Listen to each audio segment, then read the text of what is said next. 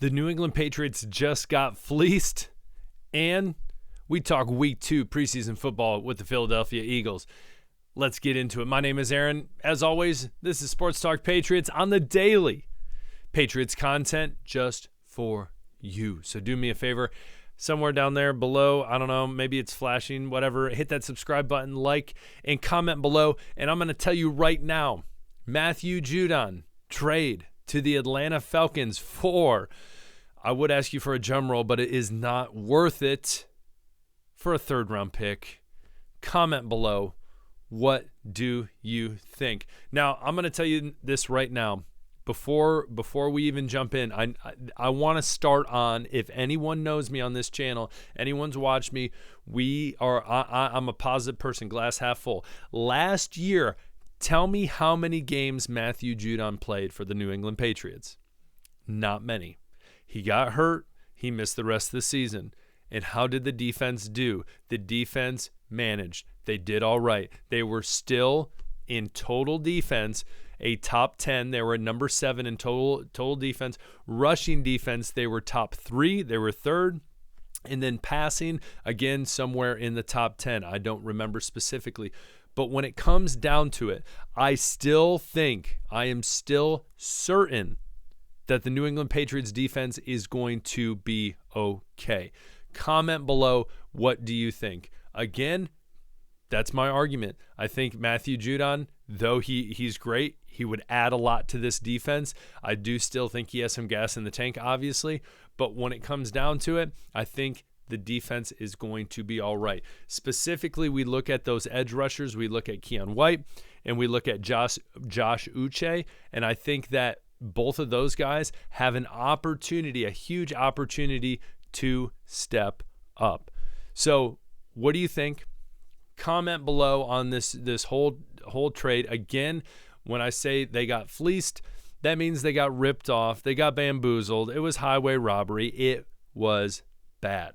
So when it comes down to it, I didn't see the full details when it came. I was trying to figure out on my computer. Again, I'm still new to a lot of this stuff. I was trying to go live, did not work. So this is what I'm doing instead, posting this early for you guys. As well, in this video, we're going to talk about must watch for preseason game number 2, which is against the Philadelphia Eagles. And so please stay tuned for that. But again, what do you think, Matthew Judon? What would have you ideally liked from the Atlanta Falcons as opposed to a third-round pick? Even if it was 2 picks, if it was a 3rd and a 4th, or a 3rd and a 5th and a 6th, something, or like 2 picks as opposed to just 1, I think it would have been easier to be like, okay, again, he was on his last year of his contract, and it looks like when a player is having this much drama and in a way holding out, even though he was going to training camp and all these different things,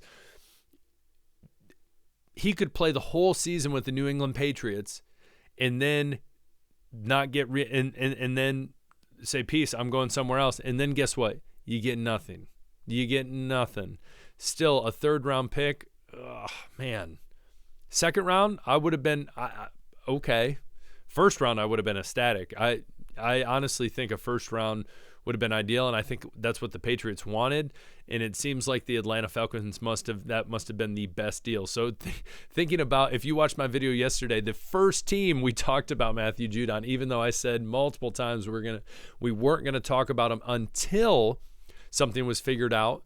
But an article had came out basically that really piqued my interest. That was basically like, hey, it's over. He's going to get traded at some point.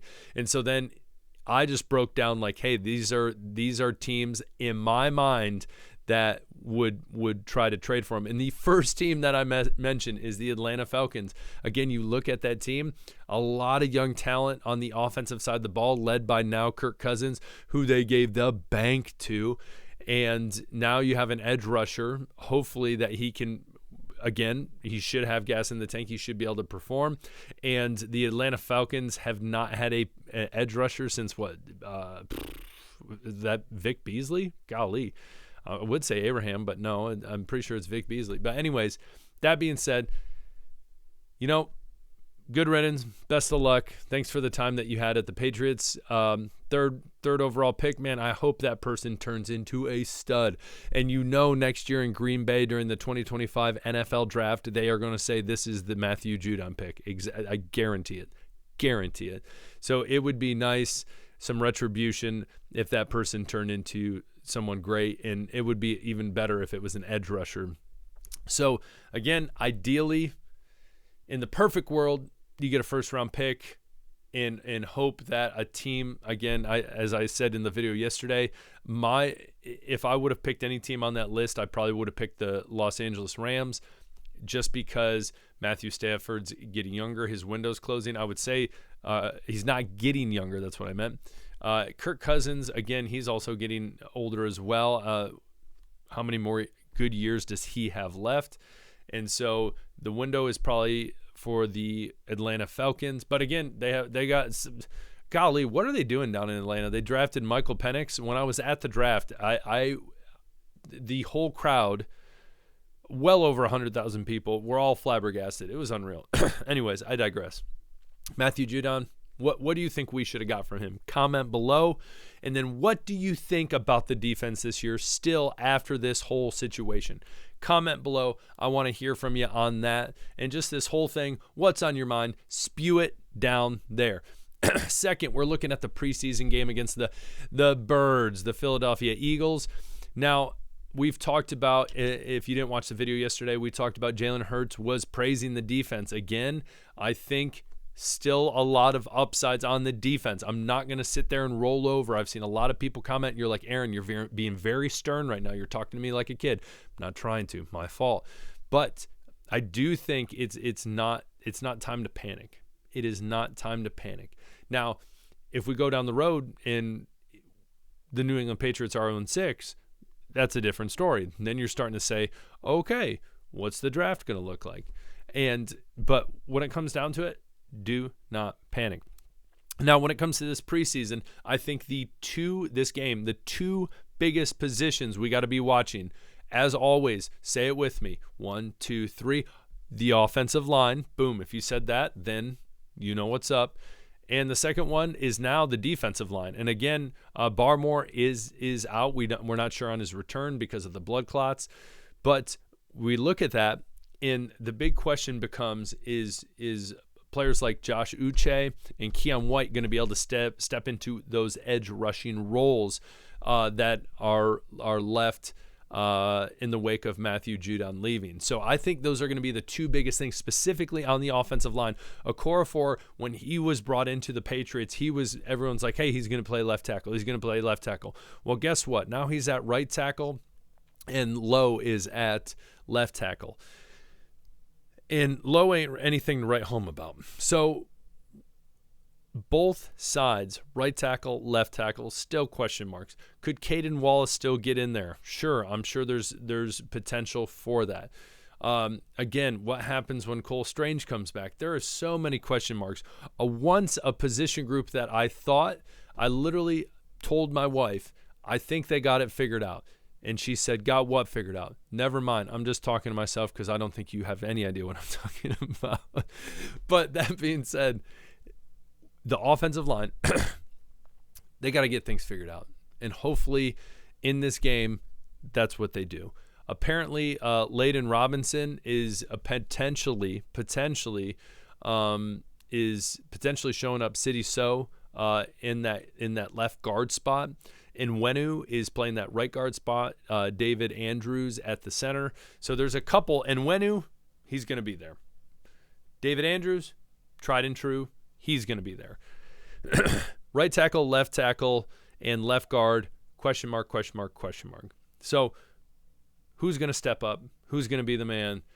That's going to be something important to watch for, especially hearing everything in training camp where it's been a disaster. But I'm trying to be positive. Hopefully one of these young guys, I really would love if Wallace and Robinson stepped up and they got it figured out, and then these guys are on rookie contracts and they can be serviceable at those positions. That'd be perfect. That would be great. But again, first round pick next year, left tackle. Now, besides the offensive line and the defensive line, the sexy thing to be watching, obviously, would be the quarterback and the wide receivers. Polk and Baker, I'm really hoping they get more targets this game as opposed to the last game. I really think that Drake May, you're going to see him a lot more instead of going 2 for 3 and having 2 dump passes. So that would be awesome, would be cool to see. And I take that back. I'm a big play action guy, but you can't effectively run play action if your line can't block, because the last thing you do is you fake a run and then you turn around and then you're sacked. So apparently the Philadelphia Eagles, again, a young defensive squad over there, a lot of talent, a lot of Georgia Bulldogs over there.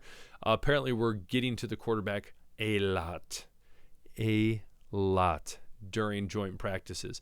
So we will see. Notice I haven't talked about the running backs a lot. I'm not really worried about them. First, let's get the line straight. We get that line straight. Ramondre, Antonio, Terrell, they could be cooking, but we got to get that line first. Let's help those boys run. All right. Next, one that's kind of out there is Austin Hooper, and the reason I put him is Hunter Henry has been sidelined for an injury. Should be okay before the start of the season, but Austin Hooper has made the most of it, even though he did have a situation. I believe it was Brissett threw it to him, bounced off him, should have caught it, turned into a pick. Besides that, apparently has played very well, and anyone who watches his channel knows I'm big on Jaheim Bell, and so it's good to hear that that Hooper has done well, and I think he's someone to watch as well during the game. So tomorrow, who are you really going to be watching? Who, even before I said all this stuff, what position group, what person are you going to be watching the most? Again, too, on special teams, Chad Ryland, is he going to continue to be consistent? Is Sly, what's going to happen there? Obviously, they still have that battle going on at kicker.